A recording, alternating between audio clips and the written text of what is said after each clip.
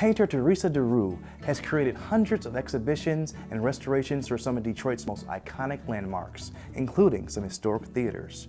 Take a look. I'm really happy we're shooting from Orchestra Hall today.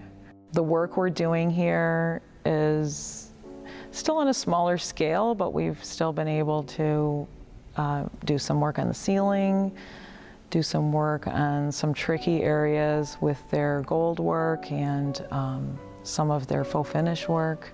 Actually, essentially, one whole side of the building was suffering from water damage in the interior. And they gave us a job on the ceiling recently, and we built a 30-foot scaffold and got up there, and it looks beautiful. So first it's figuring out the logistics of scaffolding and lighting. One of the things I found out is that there was horsehair in the plaster, which contributes to how wonderful the acoustics are here at Orchestra Hall.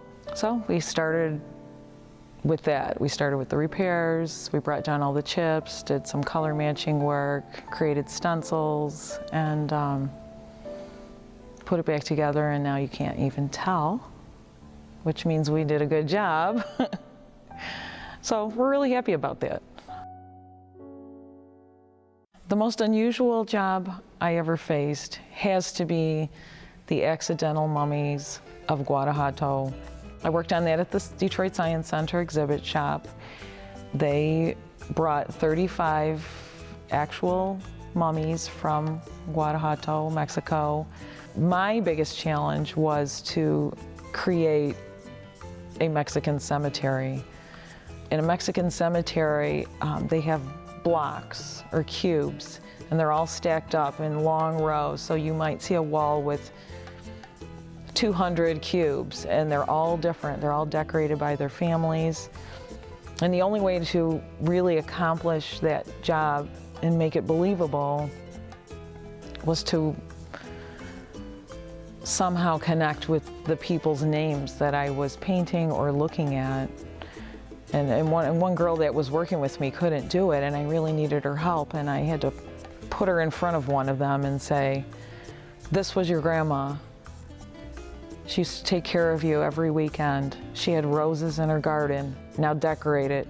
She still couldn't do it, but that was an incredible, incredible exhibit. And I got to travel around the country installing that exhibit in a few different states. The most challenging job I was faced with has to be, hands down, the Fox elevators. That's in their main lobby. Highly decorative elevators on metal. Made in the 1920s. They were thrashed. They'd been smashed into by everything, holes drilled into them, names carved into them. So there was pop, syrup, and all manner of things all glommed onto them. And the first time I saw those elevators, I remember thinking, I hope I don't have to paint those, because they looked so tough. And when he asked me if I could do it, I said what I always say, yes. Then I started figuring it out, and it took me about 6 months of research.